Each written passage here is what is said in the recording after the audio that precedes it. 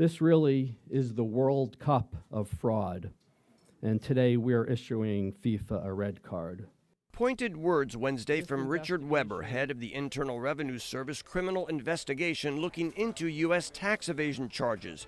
Critics say for an organization that promotes fair play, FIFA needs to take a hard look at itself. Michael Kohn, president of the National Whistleblower Center in Washington, told VOA he is not surprised by the Justice Department's actions because of the large sums of money and fraud involved. The evidence is apparently overwhelming, and you will get the word out around the world that if you engage in fraud on this type of scale, the long reach of the American laws will get you.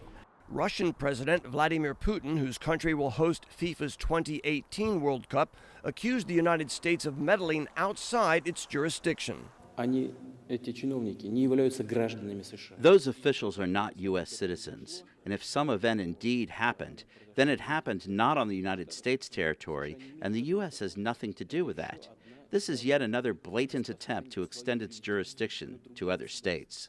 FIFA voted Russia as host at the same session Qatar, a nation with not even one suitable stadium, was selected to host the 2022 World Cup.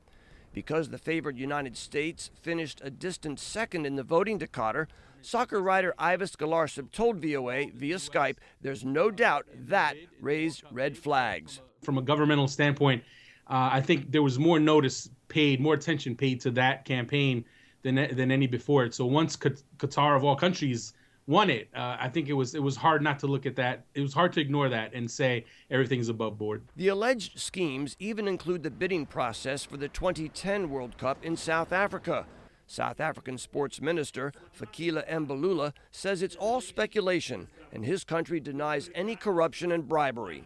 We, however, say to the American government, we will follow up on the matter through the diplomatic channels, which we have activated through the Ministry of International Relations and Cooperation, to establish the indictment of how South Africa is implicated. The storm clouds over FIFA will continue to build, and more arrests are possible. Parke Brewer, VOA News, Washington.